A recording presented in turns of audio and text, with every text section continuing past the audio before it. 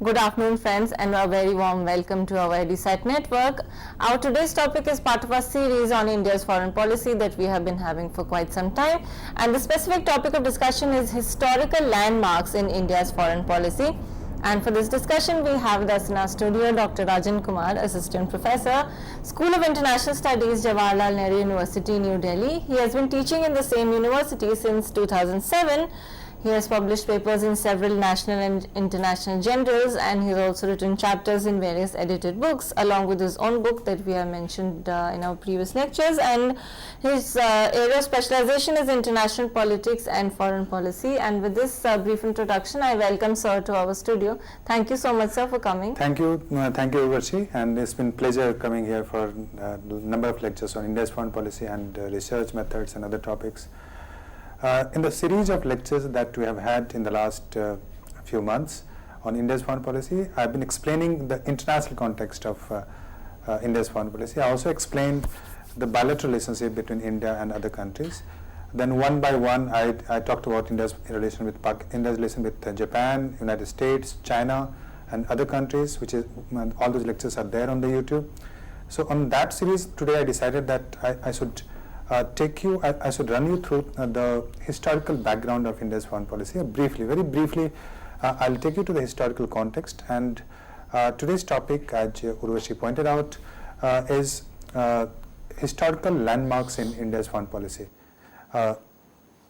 Historical landmarks in India's foreign policy. In that, I'll take you to the history. First, I'll start with the post-independence period. I'll start with the 1950s. Then I'll take you to 1960s, 70s, then the developments which took place in the 1980s. Briefly, I'll touch upon the kind of crisis that you had after the disintegration of the Soviet Union in the 1990s. And after that, I'll also touch upon some of the recent developments which have taken place in the last few months under the new government. So I'll start with the historical background, especially with the period of Nehru. The way the policies which were taken during the policies which were undertaken during those periods, how those policies served the interest of India, and how those policies still reflect in India's foreign policy. Some of the measures, some of the steps which were taken during that period, those policies still impact the making of India's foreign policy today. So the best way to start would be to start from the Nehru period. The first thing that I would like to explain you is the kind of policies that Nehru adopted. I think one of the first landmarks in the Nehru years was the Panchsheel Agreement that you might have heard in your previous lectures and discussions. The Panchsheel Agreement was basically a kind of device meant primarily for India and China, but it can be applied to other countries as well. It meant a kind of peaceful coexistence among the countries which were newly independent. And if I take you to some of the major points of India's this Panchsheel Agreement that India signed with China in 1954, the first was the mutual respect for the integrity and territory of the neighboring state. So mutual respect for integrity and sovereignty, that was one. The second was the non-aggression, that any country will not be aggressive towards the other country. So that was the second policy. The third, it included the non-interference. So one country will not interfere into the affairs of the other country. And the fourth was equality and cooperation between the two states, because these were the newly independent states. The linkages, the diplomatic relationship was not there in these new countries. So they tried to establish a kind of some kind of linkage, political and diplomatic linkages, and they'll cooperate in economic, cultural, and other fields. So that was another aspect of this Panchsheel Agreement that was signed between India and China. And finally, it was a kind of the policy of peaceful coexistence, where the two neighbors should coexist without any kind of conflict, whether territorial or the border disputes or any other kind of conflict. So these were very, as you can see, these were basically the principles which were very ideal in nature, that which reflected the idealism of the foreign policy that India had during the Nehru years. As you know that if you see the background of Nehru. Nehru was the sole spokesperson of India's foreign policy in the 1950s.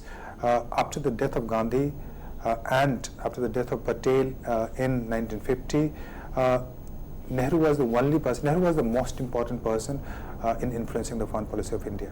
And he was the one who was who was interacting with the major countries in the world. He has his own worldview. He was influenced by the Fabian socialism, the gradual kind of socialism that he promoted during the first few years of Indian independence. So influenced by Fabian socialism, he has a very different kind of worldview, where he believed that India could develop only through industrialization. India could develop only if some kind of scientific temper is developed among the people of India, and for all of that, a peaceful coexistence among the neighbors or among the major powers that is necessary. So those were the basic ideas which shaped India's foreign policy in the first few years, and Shimla Agreement reflected basically those ideals of Jawaharlal Nehru. And those ideas were shared later when India signed the Non-Alignment Movement with other countries in 1961. So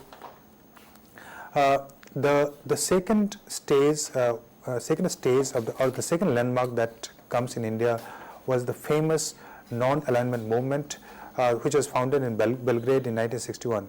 The leader of this conference was Jawaharlal Nehru, who was the Prime Minister of India, Sukarno, who was the Prime Minister of Indonesia, Nasir was from Egypt, Nkrumah was the leader of Ghana, Joseph Tito was the leader of Yugoslavia, and the context was that these newly independent countries, they were finding it difficult to maintain some kind of strategic autonomy in their foreign policy.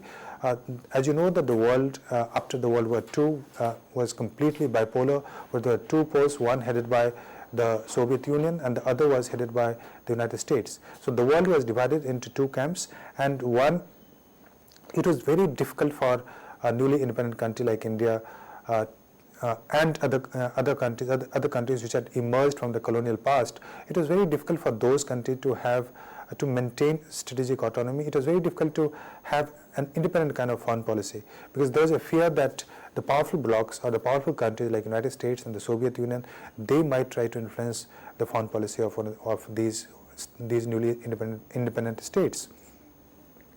So that was the background of the international context when the newly independent countries like India are trying to devise the foreign policy.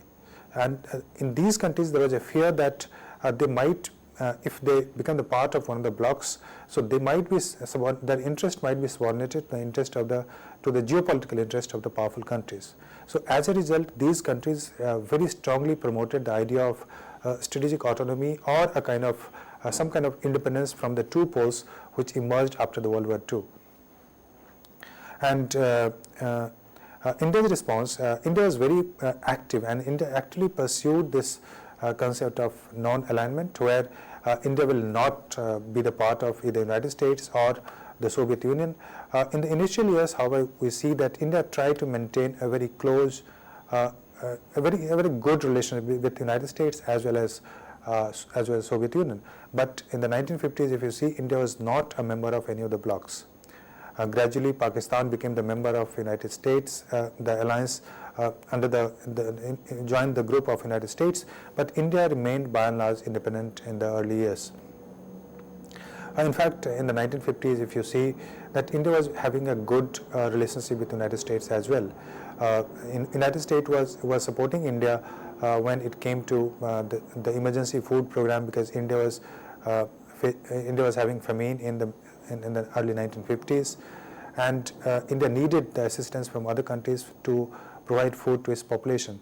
So in that period, United States was supporting India, and if you see the later years during the Lhasa uprising in Tibet or Sino-Indian conflict in 1962, so the US was not taking the side of Pakistan till the time, and the US was in fact US was not supporting China either. So in the 1950s, early years, India maintained a kind of good relation with the United States. The only problem was that United States, although the United States supported the independence of India during the anti-colonial struggle, but by and large, the United States was subscribing to the views of the views of his ally, Great Britain, on the issue of Jammu and Kashmir, or on the issue of even India's independence. Finally, the US was subscribing to the opinion of the Britishers, and that gave a kind of tilt of US policies towards Pakistan. On the issue of Jammu and Kashmir, for instance, the US supported the position of Pakistan, which was supported by the position of Britain as well.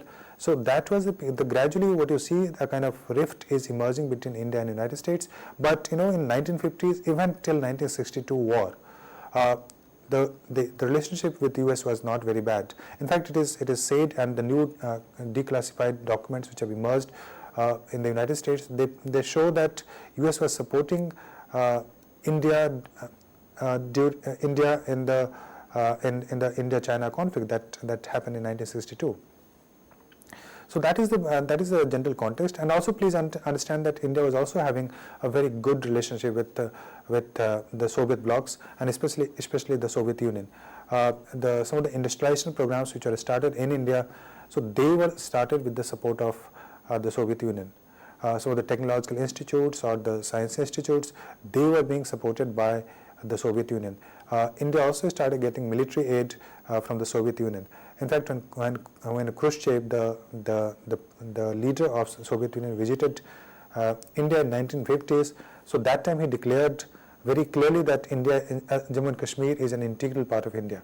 So what I'm trying to say here is that in 1950s, as you see the politics there, so India is trying to maintain a kind of equidistance with the two blocs.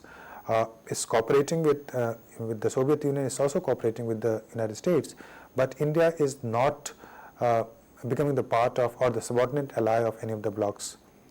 The next landmark comes in 1961, and when India, along with other countries, as I told you, some of the names like Sukarno, Tito, Nasir, Nkrumah, they founded this organization called a non-aligned movement. So NAM, as you know, NAM. So that movement gave a kind of maneuvering space for the newly independent states, where they can trade off. They can balance one bloc against the other. So they can cooperate with both the blocs without becoming part of one of the blocs. So that served the interest of India for a long time. But the criticism of NAM was that the people or the Western writers, they argued that India was siding with the Soviet Union, and India was not non-aligned in the true sense of the term, or India was not neutral. But please understand that non-alignment does not refer to a kind of neutrality. It refers to just the fact that these countries will not be part of the alliances which are there in the post-Cold War years. The criticism came when India refused to criticize Soviet intervention in Hungary. India also refused to criticize Soviet intervention later in Czechoslovakia, and also in 1979 in the Soviet Union. When the Soviet Union decided to interfere or intervene militarily,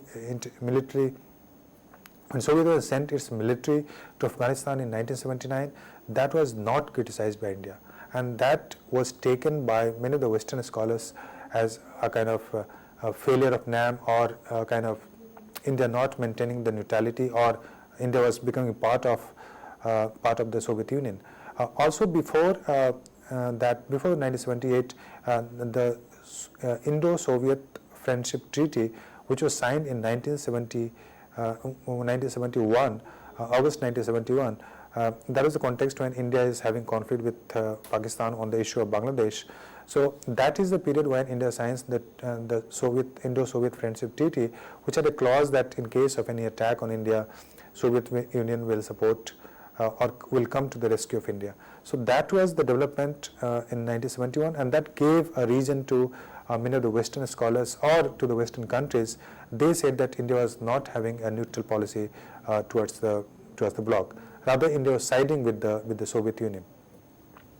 And the socialist ideals which were there from the Nehru's period, which continued during Indira Gandhi periods, and which reflected also in some of her measures, for instance, when she decided to finish the Privy Purge, or when she decided to abolish, or when she decided to nationalize the banks, Indian banks. So those were the measures which reflected the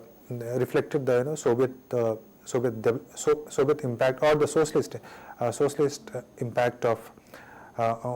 impact on Indian policies.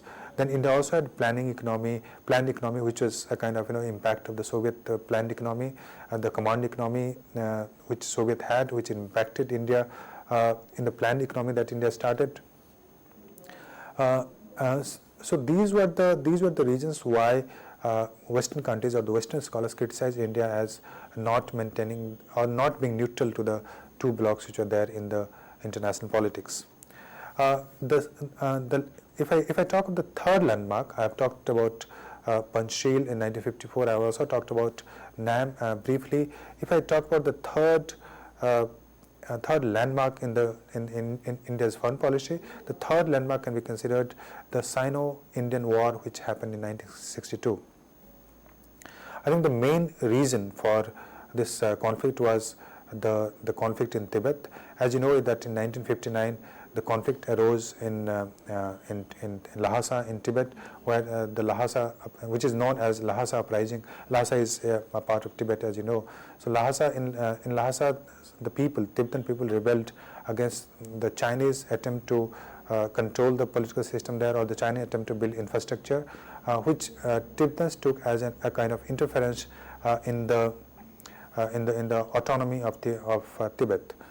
As a result, what you see in 1959, the Tibetan young people, Tibetans, they protested, they rebelled against the Chinese atrocity and the Chinese military there, and as a result, there was a tense moment between India and China. Tibet, for instance, Tibet was very close to India for two reasons. One was historical region, and the second was religious region, because Tibetans were Buddhist people, and they were peace-loving Buddhist population community, and historically Tibet was maintained as a buffer state between the British colonial India and China. The status of Tibet was not very clear from the beginning. Chinese claimed some kind of suzerainty over Tibet, but Tibet claimed that Tibet became independent for a period from in the early 20th century, and Tibet argued that and the Tibetans refused to acknowledge the complete sovereignty of the Tibetan argued that they were not integral part of China, and British India supported Tibetan's position because British India wanted to maintain Tibet as a buffer between China and the colonial India, and Britishers also felt that if Tibet is not maintained as an independent state, it's possible that the Russian Empire might influence policies in Tibet. So deliberately Britishers promoted some kind of Britishers maintained Tibet as a buffer state, and there was historical linkages where during the British India there were certain agreements where Tibet would be a protectorate of Britishers, and also some kind of trade, the free entry, etc. Would be there between the British India and Tibet. So as a result, India had a historical claim over Tibet because of the historical reasons, and of course because of the cultural linkages. Culturally, the Tibetan Buddhism which is there, and that Buddhism is very close to the Buddhism which we have in Arunachal Pradesh and some of the northeastern parts of India. And as a result, India argued that culturally and geographically and historically, Tibet was much closer to India than it was to China. And also the fact that the leader of Tibet, Dalai Lama, he decided after Lhasa uprising, he decided to take refuge in India. So that gave an impression that the Tibetan people would like to have some linkages or be with India rather than with China. So that created confusion because Chinese claimed sovereignty over Tibet, while India also claimed historical linkages, historical, religious and geographical linkages with Tibet.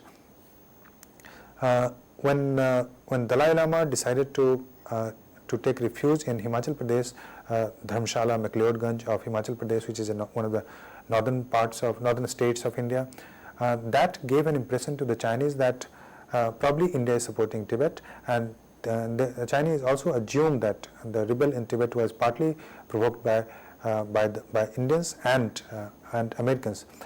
As I referred to you earlier, that in the new declassified documents of CIA, Central Intelligence Agency of United States, they reveal that the Americans were supporting Tibetans from the Indian soil. So as a result, what you see that China is believing that some kind of alliance is emerging between India and United States, and that created a lot of anger, confusion in the Chinese policy, and they tried to negotiate with India on several occasions, but the borders were not clear. The borders in the three sectors, whether the eastern sector or the western sector or the northern sectors, the borders between India and China were not clear. India claimed the colonial borders, or the borders which India inherited from the British period, as the border between India and China, but even that border was just confined to just the McMahon line, which is there in the eastern sector. In the western sector, the borders were completely undefined. As a result, what you see that both India and China claiming their sovereignty on the border. Borders were not defined. The negotiations between Zhou Enlai and Indian Prime Minister Nehru, they did not succeed. And, there were several meetings between the two leaders, but none of them came. They could not come to the conclusion of this issue of the border demarcation between the two states. Chinese wanted India to, in the 1950s, Chinese wanted India to acknowledge that Aksai chain, which is in the northern part of India, northeastern part of India, on Jammu Kashmir bordering China. So Aksai chain, China wanted India to accept that Aksai chain as an integral part of China, but the Indian leadership refused to accept that. On the other hand, they argued that China will not claim Arunachal Pradesh as a part of China if India accepts Aksai chain as a part of China. But they could not come to any conclusion on this issue, and the borders were also not demarcated. So that created confusion, and which resulted, as you see, in the 1962 war between India and China. And this war was more about the misconception on the borders. This war was also about the misconceptions in the ideology that India and China had. China, as a communist country, thought that India is emerging as an important bloc, or India is going to join the capitalist bloc in the near future, which might create a problem for China. Also, probably some of the Nehru, who was an international figure by the time, Nehru probably believed that the international opinion is in favor of India, which will stop China from invading India. As a result, what you see is the kind of misconception which is there between the two leadership. India also believed probably that India was stronger than China. The reality is that the Indian army was not modernized during the early years because of the lack of fund and some of the other issues. And Nehru wanted to solve the problem through negotiations rather than the military methods. So the focus was not on military, and it's only after 1962 that India is trying to take the modernization of military very, very seriously. But the reason I'm saying that 1962 was the landmark, because that completely changed the fate of India's policy towards China and other Asian countries. 1962, even now, if you talk to the people, if you talk to the policymakers today, so they refer to China as a country which betrayed India. So the psychological impact that this war of 1962 had on the policymakers, that continues to shape the foreign policy of India today. China is considered as a hostile nation by Indian leadership, by the military leadership, and the general perception among the people is that although China is growing, although China has the similar trajectory in terms of development in the 50s, 60s, and 70s, and they share a lot of common Asian values, but China is a country which cannot be trusted. That's the impression that the Indian people have today, and that impression has come just because of the 1962 war, which has psychologically and politically damaged the relationship between the two important Asian countries.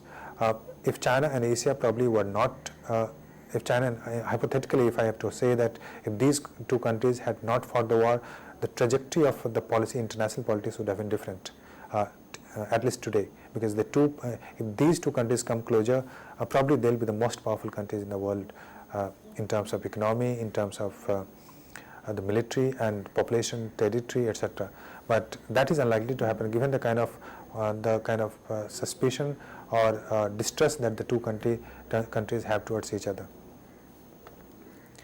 In this war, 1962 war, the position of United States, as I told you, was supportive to India, but the Soviet Union, which was an ally of China earlier, the position of Soviet Union that Soviet Union maintained some kind of neutrality,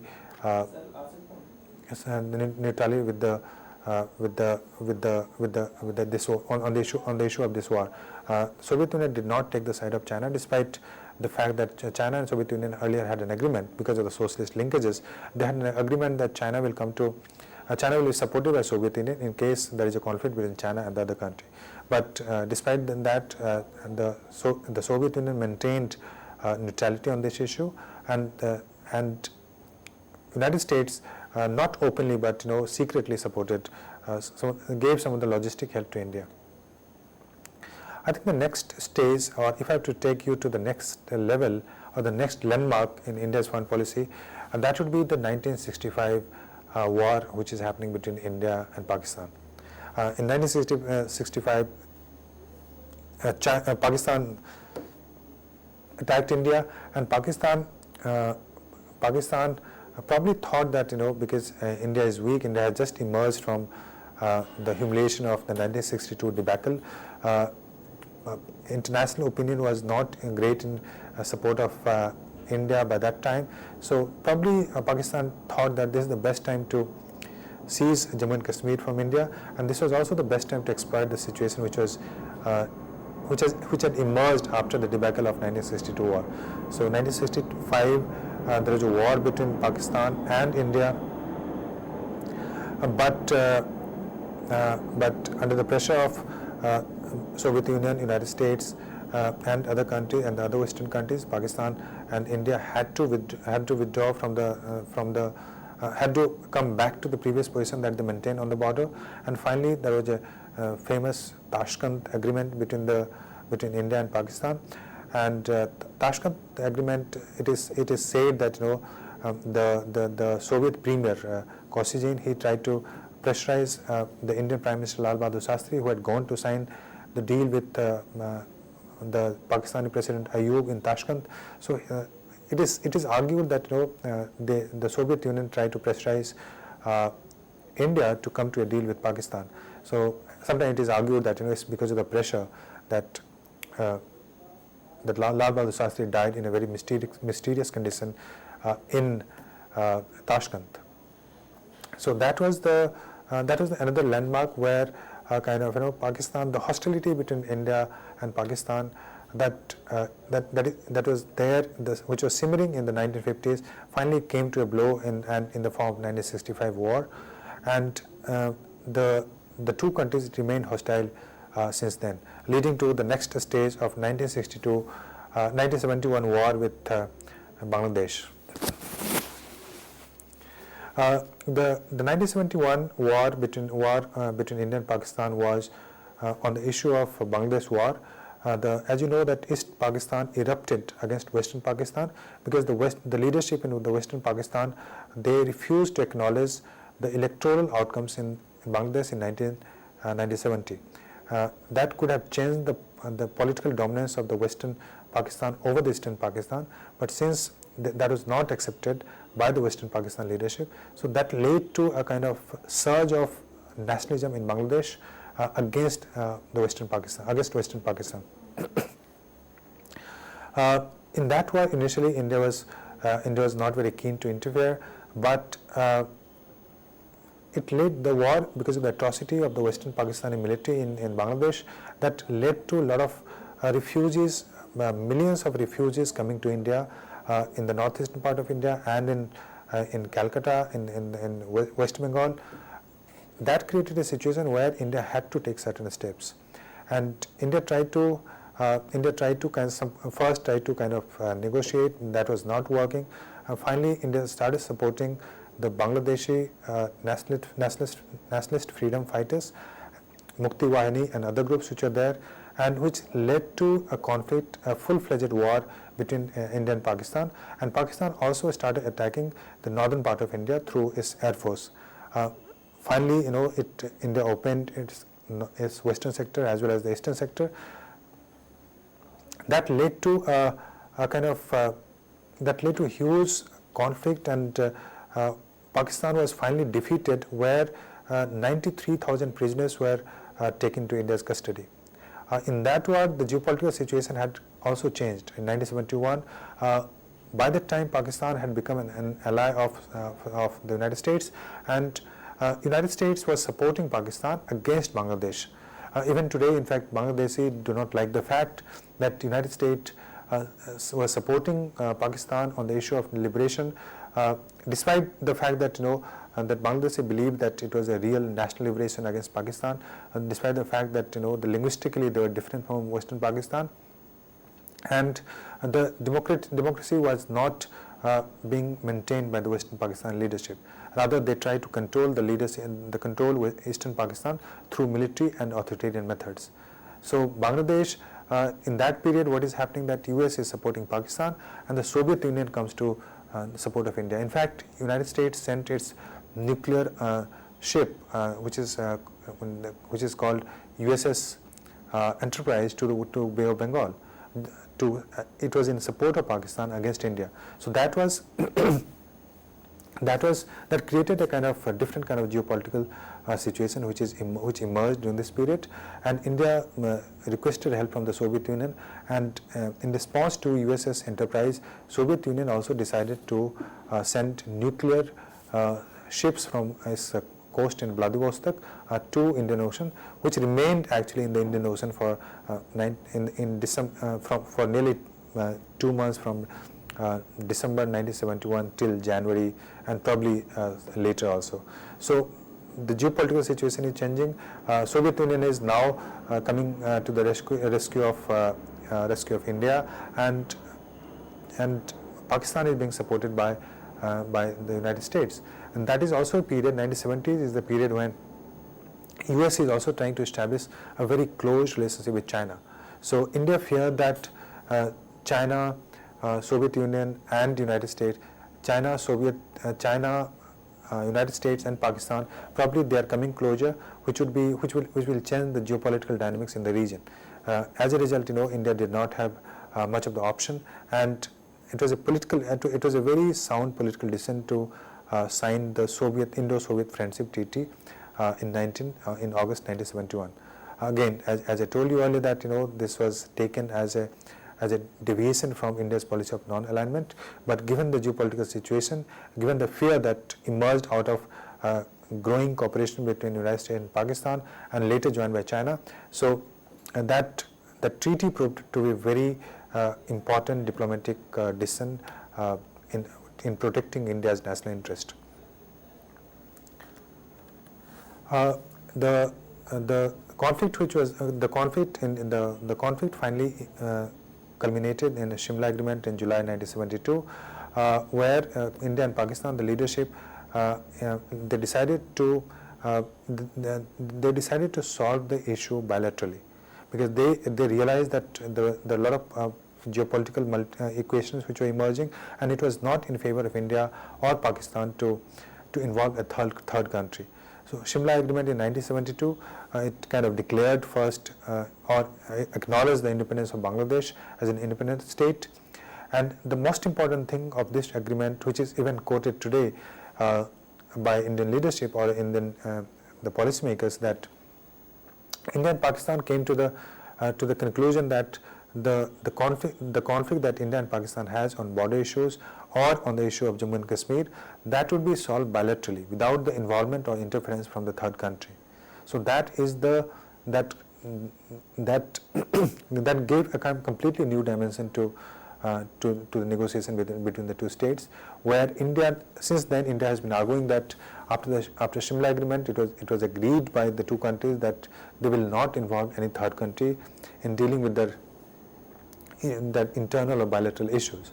But Pakistan, although it agreed to this clause for some time, but later on Pakistan did not follow this Shimla Agreement, and Pakistan started arguing that Pakistan started raising the issue of Jammu and Kashmir or the border issues in United Nations and other international forums. So the position the Shimla Agreement is important because Indians still argue in the leadership, if you see on the TV debates, and they still argue that Shimla Agreement should be the guiding principle for negotiation between India and Pakistan. But Pakistan does not agree to that anymore. Pakistan, as a weak state, would like to involve a third state or a powerful state which will support the position of Pakistan. As a result, there is a confusion between the positions which were positions on Shimla Agreement between India and Pakistan. But the important thing to remember is that the Shimla Agreement facilitated the release of prisoners, and also to maintain the status quo, where India decided to come back to its the previous LOC line, and which came under criticism later, that people argued that, especially the opposition leaders and the opposition party argued, that if India released 93,000 prisoners to Pakistan, India should have negotiated better on the border issues and some other issues with Pakistan. But finally, it was the political compulsion that India had to because it was very difficult for Zulfikar Ali Bhutto to accept in a legal document that Pakistan would consider some kind of land or territory to India, or also it will consider that Jammu and Kashmir is an integral part of India. So that was difficult for Jammu and Kashmir, and it is argued that probably Indira Gandhi conceded some kind of concession to Pakistan because of the political reasons of Zulfikar Ali Bhutto. The next stage in the next landmark in India's foreign policy comes in 1974, where the code named Smiling Buddha, that test took place in 1974. That test was very important because before that there were only few countries, 5 countries, which had the nuclear weapons, and India became the next state which acquired a kind of nuclear power. And in today's world, if one thing which is important, which is taken very seriously by countries like United States and other countries, that is definitely the nuclear bomb. They fear that the nuclear weapons have the capability to change the balance in the region. 1974 India tested, but India was not the part of the signatory of the NPT, which was Nuclear Non-Proliferation Treaty. That and India had not signed the NPT, and India was not signing because of this reason. India argued either for permanent disarmament or the disarmament of all the nuclear weapons throughout the world, or you cannot put conditions on the countries which do not have nuclear weapons. NPT was considered discriminatory by India, where some of the countries which had weapons, they could use the weapons and they could also proliferate the weapons, but countries, non-nuclear countries like India, Pakistan or Israel or other countries for that matter, they were not allowed to test, they were not supposed to process this nuclear weapons or develop nuclear weapons. As a result, India found that to be discriminatory. In the earlier years, India argued for complete nuclear disarmament, but that was a very ideal kind of situation which was not taken seriously by any of the nuclear weapon power states. As a result, India decided to undergo for the test, and in 1974 was the beginning of the nuclearization of India and the Indian military. Later on, it was tested again, as you know, in 1998. I'll come to that later. But that was the beginning of a new assertiveness that you see in India's India's policy, domestic policy of course, but guided towards sending a message to the international community. The next stage comes in 1987 and 89, where the IPKF, the peacekeeping force, India sent its Indian peacekeeping force in Sri Lanka in 1987 under this Indo-Sri Lankan Accord of 1987. The main task or the main objective of IPKF was to disarm militant groups, including the LTT. Before that, the Sri Lankan army had invaded the Jaffna province, and in the Jaffna province there was a fight between the LTT and the Sri Lankan army, and a lot of refugees were coming from Jaffna province, the Tamil refugees. They were crossing the borders and they were coming to Tamil Nadu, the southern state of India. That created a very difficult situation for India. And India in the accord that I mentioned, India-Sri Lanka Accord of 1987, India decided to send its peacekeeping forces to maintain some kind of order, stability, and disarm the groups which were there. The army would be sent to the barracks, and IPKF will also persuade the LTT and all, or persuade the LTT and other groups to disarm and not to use to surrender the weapons and the arms. That was the basic purpose. But what happens is that gradually LTT, because India tried to disarm the LTT, LTT is turning hostile towards the IPKF. Although it was the IPKF basically went to protect the Tamil population there, and also to maintain some kind of buffer or maintain some kind of stability in between the Sri Lankan army or the Sinhalese population and Tamil population there. But the LTT turned hostile to IPKF, and LTT started attacking the Indian forces. Finally, there was a full-fledged conflict between the IPKF and LTT, and the problem was not getting solved there. And when there was a change of government in 1989, when Vishwanath Pratap Singh he became the Prime Minister of India. So that is the time when he decided to withdraw IPKF from Sri Lanka. So IPKF was not a successful program. That one was one of the I think probably the only initiative where India sent its intervened in the other countries, and there was a direct kind of intervention, although the purpose was not military, but later on it turned out to be a military purpose. So that was the only intervention that India have had in beyond the borders. But that policy kind of failed, and the IPKF forces were withdrawn. The problem remained undissolved, and as a result, what happened that the Tamil population in Sri Lanka, they turned hostile towards India or the Indian policies. Finally, as you know, that culminated in the assassination attack on Rajiv Gandhi, the former Prime Minister of India, in 1991, which was killed, and that of course had an impact on India-Sri Lanka relations, and especially relationship between the Indian government and the Tamil population there. So that can again be considered an important landmark where India is trying to adventure beyond its borders, and where it's not succeeding, and finally withdrawing the forces from there. A lesson that can be learned from this is that intervention, whenever these kind of interventions are not very successful in today's world. Whether this is United States intervention in Afghanistan or Iraq, they fail despite the power asymmetry which is there between Iraq and United States, or between Afghanistan and United States. The fact is that interventions do not necessarily succeed, especially when the forces are sent and they try to change the regime or try to change the balance in the system there. So that was again another landmark, and the next stage comes when a very important development is taking place between in the international politics. In 1990s, as you know, that 1991 is the period when Soviet Union collapsed, and the United States remained the single power in the international system. There was a rupee ruble crisis between India and Russia. the kind of geopolitical concessions which Russia or the Soviet Union used to give to India because US, Pakistan, and China and other factors, that stopped after 1990, after the collapse of the Soviet Union. Russia's policy during the Yeltsin period was to look toward the West.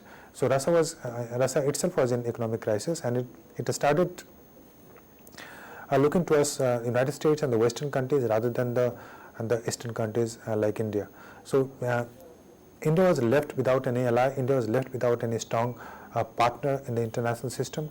So as a result, there is a gradual shift which is taking place in India's foreign policy. Narasimha Rao's government, if you see the 5 years of that period, so gradually he is having two kind of policies which completely change the direction of India's foreign policy. One is that he is trying to reform Indian economy by privatizing or allowing the private players. The PSUs are being liberalized, or PSUs are being disinvested, where private players are being allowed. So there is a kind of economic reforms which are taking place in India, and because of these reforms, India is becoming attractive to the multinational companies from the Western countries, from Japan and Southeast Asian states. The implication that it has, that India is trying to improve its relationship with the United States on the one hand, but in the eastern part also the lookist policy was started during this period, where India tried to build a very strong relationship with the Southeast Asian states. Lookist policy, which under the present government, it has become the Act East policy. So that is policy which is the policy which is being undertaken by Narasimha Rao's government in 1991 and onwards. The second economic crisis, the balance of payment crisis, which partly happened because of the remittances, which came to a very low level after the Iraq War in 1991, and also because the price of oil became increased in the international market. So India did not have enough money to finance its imports in oil import that India had from these countries. As a result, the economy is opening up, and India is having to have the economic demands or the economic requirements of India are changing, and India wanted more more FDI and money for its economic reforms internally.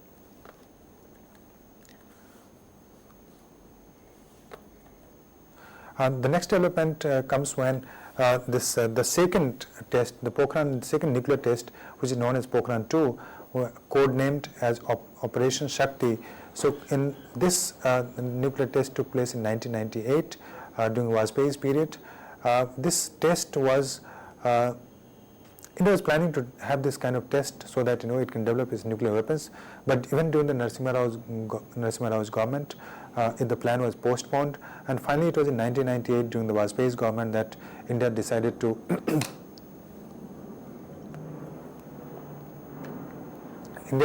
undertake the Pokhran 2, the nuclear test. After this test, many of the Western countries criticized India's position, and they imposed sanctions on India. The two most important countries which sanctioned India, one was United States and second was Japan. Japan, as you know, is very hostile to any kind of nuclearization because of historical reasons, Hiroshima and Nagasaki. So Japan put sanctions on India. United States also sanctioned many of the industries which were linked to the nuclear technology. These sanctions, although were not effective, these sanctions had absolutely no impact, and Indian economy was growing anyway. That was a period of a good sustainable growth in Indian economy. In that, finally, it did not lead to any outcome, and as a result, both the countries, United States and Japan, they realized that the sanctions are not working, and gradually there is a change in India's policy and the US policy towards India. And when Clinton comes to India in 2000, so that many of the sanctions were lifted. But before I go to that period, please understand that why this nuclear test was conducted and why is it taken as a landmark. China, which was probably China was not as powerful as it became in 1990s. Chinese economy was growing fast. The rising Chinese economy gave an impression to India that India to maintain the balance in the region, India has to have very strong military. India has to have a nuclear military. So what you see is the India going for military modernization during that period. India also trying to nuclearize its military and nuclearize its armament. In fact, the letter that Vajpayee, the Prime Minister of India, sent to the President of the United States, which was leaked by the media, it argued that because India is surrounded by a number of nuclear powers, so it's very important for India that India should have its nuclear weapons, and it clearly mentioned that India's test was primarily against China, because China was emerging as a threat to India's national interest in this region. So that is the kind of situation which is emerging, which is leading to the nuclear test and the military modernization which India is undertaking in the 1990s. In 1999, the Kargil war, again Pakistan is trying to exploit the situation here, because this US had sanctioned India, because Japan had sanctioned India, and China was critical to India's nuclear test. So that is the time when, during the Nawaz Sharif's government, the Pakistani military, they decided to undergo this misadventure of Kargil conflict. They pushed army in the Indian border, and a conflict started. Initially, it was thought that it is probably some kind of incursion from the Pakistani side, but actually the Pakistani army entered into Indian territory, and there was a full-fledged war between the two. A very short war between the two states, and thousands of people were killed from the two sides. Thousands of the army personnel were killed in this war, and Nawaz Sharif, later on he said that probably this was the misadventure of Musharraf, who became the president of Pakistan in the later years. But the fact remains that Kargil war again kind of created a tension between the two states, India and Pakistan. After 2000, what we see is that there is a gradual shift in US policy towards India. US, as you know, during the Cold War period, US was not very close to India. US was much closer to Pakistan.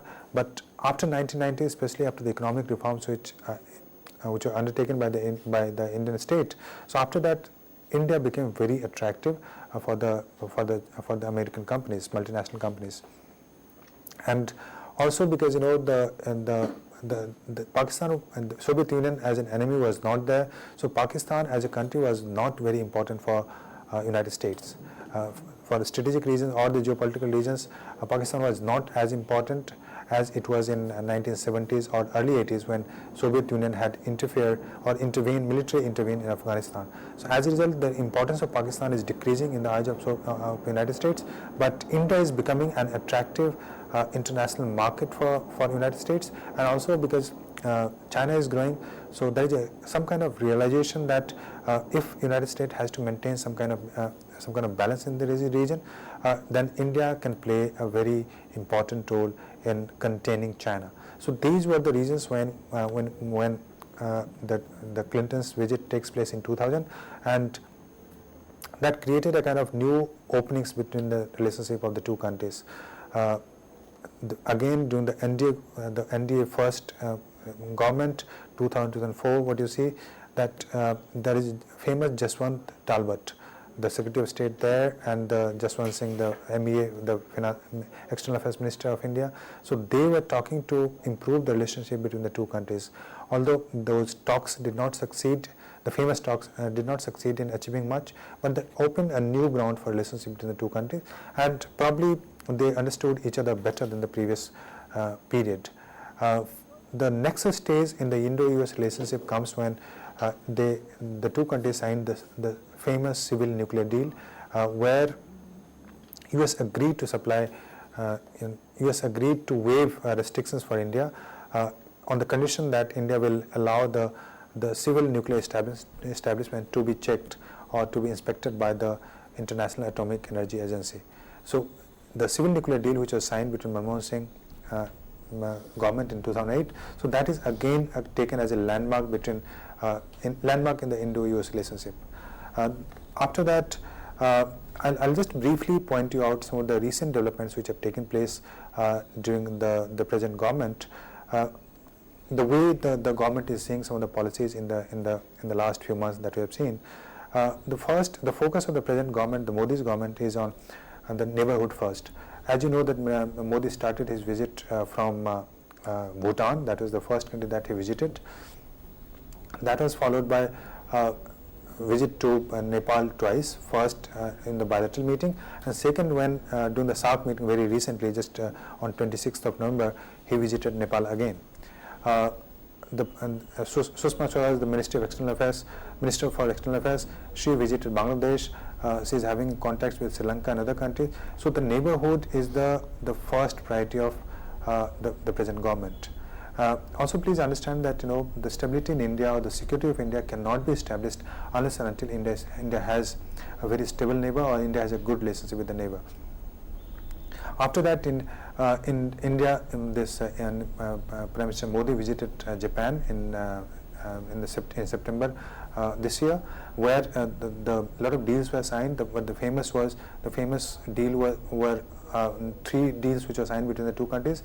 The first was that Japan promised to invest nearly $35 billion to India. That was a huge promise, huge money which is promised by the Japanese government to Indian government. They also signed.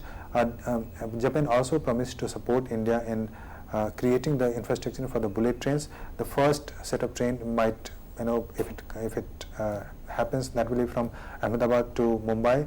So that was the second agreement. Third, the famous sister city agreement, that the favorite project of Narendra Modi, where he signed the deal between Kyoto and Varanasi, where Varanasi, the city infrastructure would be developed with the help of the Kyoto urban planners.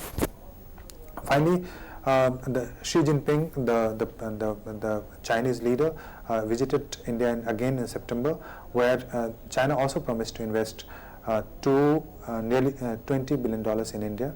And they will also have 2 industrial corridors in the Delhi. They'll support in industrial development in India. The rail, China is also supporting rail technology from the bullet technology. China is talking to India to establish the bullet trains, which will run from Delhi to Chennai. And finally, Modi also very successfully visited some of the these multilateral institutions. His visit to Fortaleza, Brazil, for the BRICS and the General Assembly and ASEAN Forum, and very recently in the Brisbane, the G20 meeting. So they are very important signs of India's bilateral and multilateral engagements. In WTO negotiations, the Modi was very successful. So these are the recent developments which have taken place in India's foreign policy. So with this, I come to the conclusion of my presentation. I hope you enjoyed the discussion, historical part, as well as the recent developments. Thank you. Thank you so much, sir, for the very interesting presentation, and I'm sure that the students would have really gained a lot of insight through this discussion of yours. With this, we come to the close of our lecture, and also tell our viewers that we have more to follow as part of this series tomorrow and the coming day after that. So please keep watching for lectures by sir. Thank you so much, sir, for being here. Thank you, viewers, for watching. Have a great day.